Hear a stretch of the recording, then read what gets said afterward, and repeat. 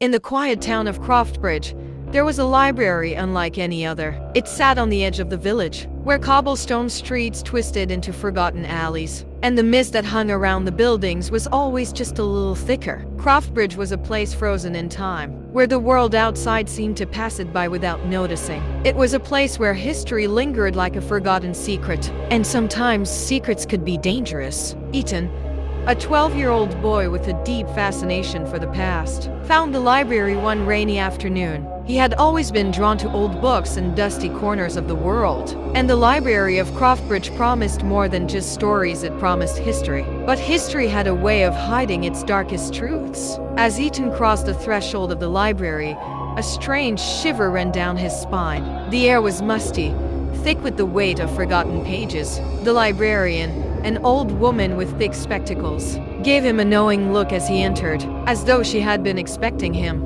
"Looking for something in particular?" she asked, her voice raspy and hoarse, like the pages of an old tome. "Just history," Etan answered. His eyes scanned the rows of books, each one more intriguing than the last. But there was one section that stood out to him: the Chronicles of Croftbridge. The Chronicles of Croftbridge were a set of books that few people had ever heard of.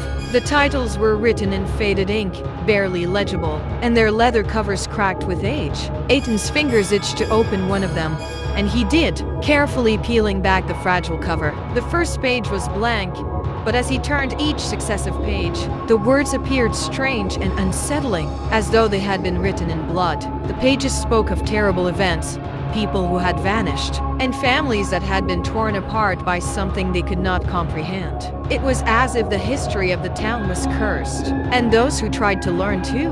Much would be dragged into the dark undercurrent that flowed through Croftbridge. The deeper Etan read, the more he felt the weight of the words. These were not just stories, they were warnings. One particular story caught his eye. It was about a boy who had lived in Croftbridge over a century ago, named Thaddeus. Thaddeus had been curious, much like Etan. He had also spent days in the library, poring over ancient books. But Thaddeus had ventured too deep, and he had uncovered a dark secret hidden beneath the town's peaceful surface. The townspeople had claimed that he had gone mad, but Etan wondered, had Thaddeus uncovered something more sinister? The story ended with a chilling line: Thaddeus was never seen again, but his spirit still haunts the pages of the Chronicles. Etan's heart pounded. What if the boy's story wasn't just a warning? What if history itself had cursed him? Night fell over Croftbridge as Etan continued to read, unable to tear himself away from the Chronicles. The library grew colder,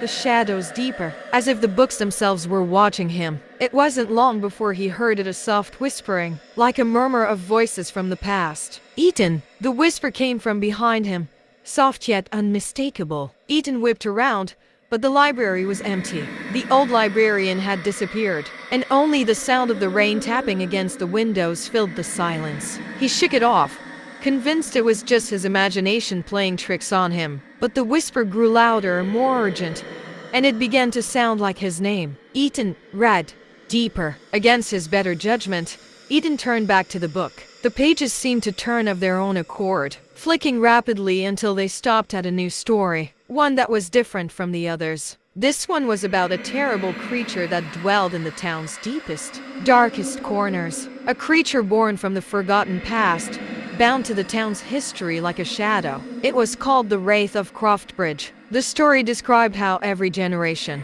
the Wraith would rise from the depths of the earth, drawn to those who were curious about the town's history. The Wraith fed on the souls of those who sought to unearth the darkest truths. And once it claimed a soul, it would leave nothing but a withered husk behind. As Etan read, the library grew colder still. The pages in the book began to bleed, small dark drops of ink spreading across the paper. He recoiled in horror, but his fingers wouldn't stop. The story continued, telling of how Thaddeus had encountered the Wraith, and how, in his final moments, he had tried to warn the next generation, but it was too late. Etan slammed the book shut, his pulse racing. His thoughts swirled in a chaotic frenzy. Had he just read the fate of those who dared to know too much?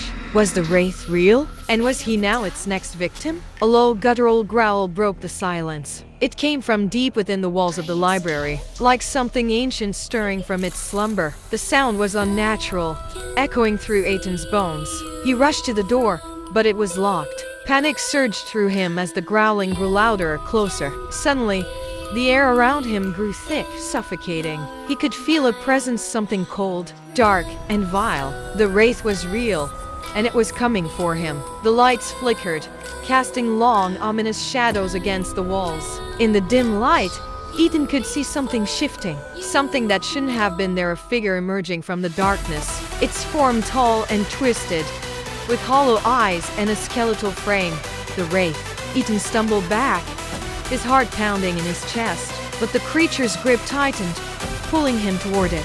He had read the stories. He knew the fate that awaited him, but he wasn't ready to become another forgotten page in the Chronicles. Desperation clawed at Etan's mind. The wraith loomed over him, its presence suffocating. He remembered the story. Thaddeus had been consumed by the wraith, but in his final moments, he had managed to leave a clue, a way to break the curse. Etan fought against the creature's grip, his hands trembling as he reached into his pocket. He had brought a notebook with him, something to jot down his thoughts. It was a long shot, but if there was one thing he had learned from his years of obsession with history, it was that sometimes the past held the key to the present. He opened his notebook and quickly wrote down a prayer, a chant he had once read about in a history book, a ritual designed to ward off evil spirits. It was a long shot, but it was his only chance. As he recited the chant, the wraith recoiled. Its hollow eyes narrowed, and the grip on Etan's arm loosened. The growling grew louder, but this time it was in pain, not hunger. With one final, desperate shout, Etan finished the chant, his voice echoing through the library. The creature screamed, a sound like the tearing of flesh, before it dissipated into a cloud of shadows, vanishing into nothingness. Etan collapsed to the floor, gasping for breath. The weight of history lifted from his shoulders, at least for now. But as he looked around, he saw something he hadn't noticed before. The books on the shelves were all open, their pages fluttering as though the wind had caught them. The Chronicles had been waiting for him, and somewhere, deep within those pages, the story of Etan had just begun. To be continued.